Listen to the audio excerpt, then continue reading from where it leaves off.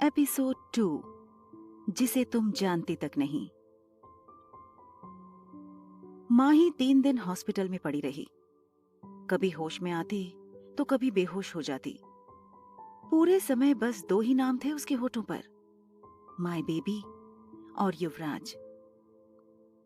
तीसरे दिन वो होश में आए तो उसके कमरे में एक नर्स थी।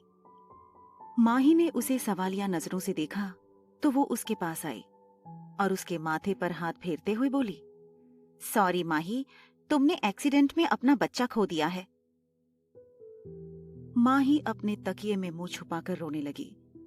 उसने रोते हुए कहा, सिस्टर, मैंने तो सब कुछ ही खो दिया। समझ नहीं आता मैं क्यों बच गई। नर्स ने उसकी तरफ देखते हुए कहा, और वो तुम्हारा हस्बैंड कैसा आदमी है? तुम्हें हॉस्पिटल में छोड़ गया और फिर तुम्हारी तरफ मुड़कर भी नहीं देखा। बस ढेर सारा पैसा डिपॉजिट करके गया है। ऐसे आदमी। क्या मेरा हस्बैंड? सिस्टर, आपको कोई गलतफहमी हुई है। माही ने नर्स को बीच में रोकते हुए कहा।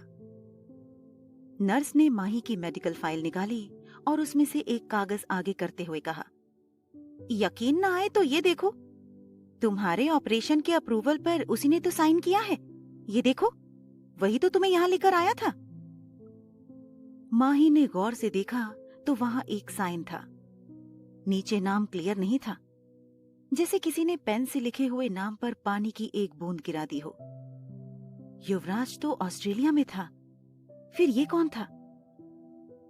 माही ने नर्स से कहा, मेरा कोई हस्बैंड नहीं है।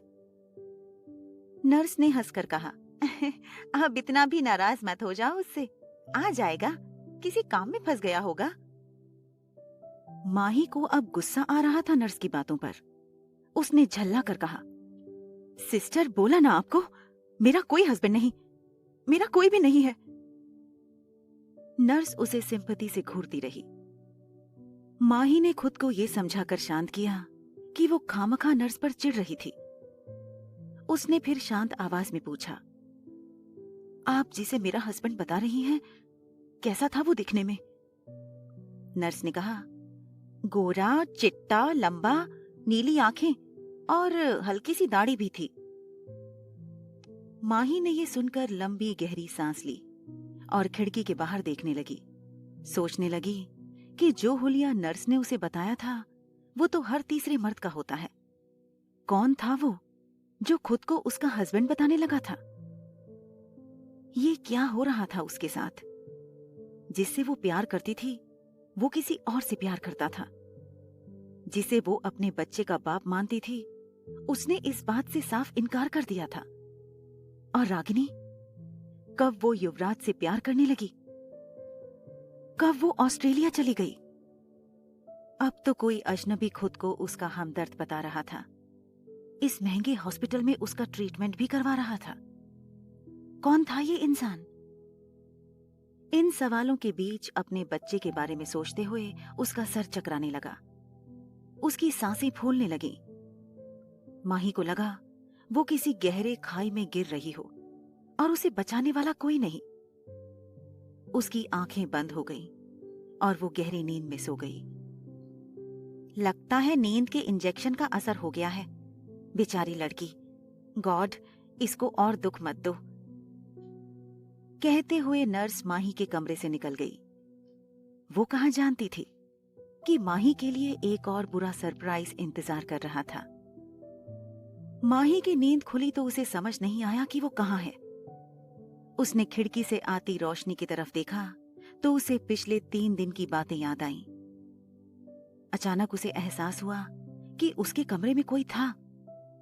तभी आवाज आई, ओ माही, आई एम सो सॉरी। माही ने मुड़कर चौंकते हुए कहा, रागिनी, तुम यहां? तुम तो ऑस्ट्रेलिया। उसके सामने रागिनी खड़ी थी। एक red tide dress, high heel और ढेर सारा मेकअप लगाए वो फिलहाल तो कोई चीप एक्ट्रेस की तरह ही लग रही थी। उसके हाथ में सफेद गुलाब का गुलदस्ता था। उसने माही की तरफ बढ़ते हुए बनावटी आवाज में कहा, तुम्हारे एक्सीडेंट के बारे में सुना तो मैं ऑस्ट्रेलिया से दौड़ी चली आई। युवराज ने बहुत रोका मुझे, लेकिन मुझसे रहा नहीं गया। माही ने अपना मुंह दूसरी तरफ फेर लिया। तभी रागिनी उसके कान में फुसफुसाई, अच्छा हुआ वो नाजायज बच्चा तुम्हारी जिंदगी से चला गया। ये सुनते ही माही को लगा जैसे उसके दिल में आग लग गई हो। माही गुस्से में पलटी और बेड से उठने की कोशिश करते हुए चिल्लाई, हाउ डे यू। रागिनी ने हंसकर कहा, मैं तो सब कुछ डेयर कर सकती हूँ, बस तुम मेरे रास्ते में मत आया करो। युवराज से दूर रहना माही, वरना। माही ने गुस्से से पूछा, वरना क्या? हाँ, वरना क्या? और युवराज से मैं प्यार करती हूँ। रागिनी वहीं खड़े होकर हॉस्पिटल बेड पर पड़ी माही को घूर रही थी। उसके करीब जाते हुए बोली, ओ माही, तुम कितनी भोली हो। युवराज तुमसे नहीं, मुझसे प्यार करता है। माही ने कहा, भोली हूं, बेवकूफ नहीं।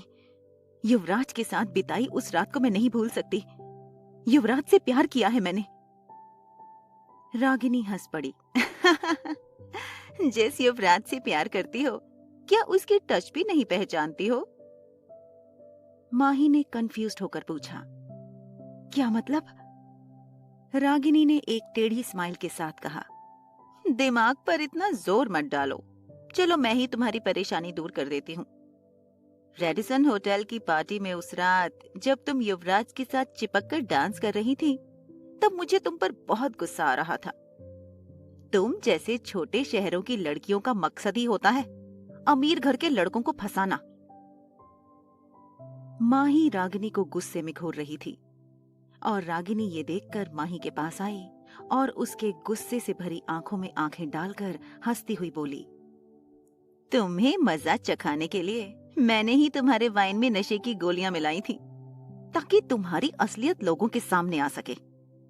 मैं जैसा चाह रही थी वैसा ही हुआ। नशे की गोलियों के साथ वाइन पीने के बाद तुम्हें जरा भी होश नहीं रहा। तुमने नशे की हालत में पूरी रात एक ऐसे इंसान के साथ बिताई जिसे तुम जानती तक नहीं थी। माही शॉक्ड थी, लेकिन रागिनी को मजा आ रहा था। उसने ताना मारते हुए कहा, और तुम्हें लगा वो इंसान युवराज था? मैंने नशे की हालत में तुम्हारे अंदर लगी आग को शांत करने के लिए होटल में एक लड़के को पैसे दिए थे। जब तुम नशे में थी, वो तुम्हें होटल के कमरे में ले गया और जैसा मैंने कहा वैसा ही उसने किया। लेकिन युवराज का अच्छा दिल उसे हर बार ले डूबता है। उसे लगा कि होश में आने के बाद तुम बहुत हर्ट होगी, इसलिए उसने तुमसे कह दिया कि उस रात वो तुम्हारे साथ था। रागिनी की बातें सुनते ही माही सदमे में आ गई। वो इन सब बातों पर विश्वास नहीं करना चाहती थी। थोड़ी देर रागिनी को घूरने के बाद माही का गुस्सा ज्वालामुखी की तरह फट गया।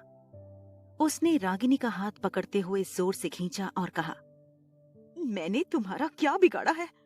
तुमने आखिर ऐसा क्यों किया मेरे साथ? तुमने बताया होता तो मैं तुम्हारे और युवराज के बीच से हट जाती।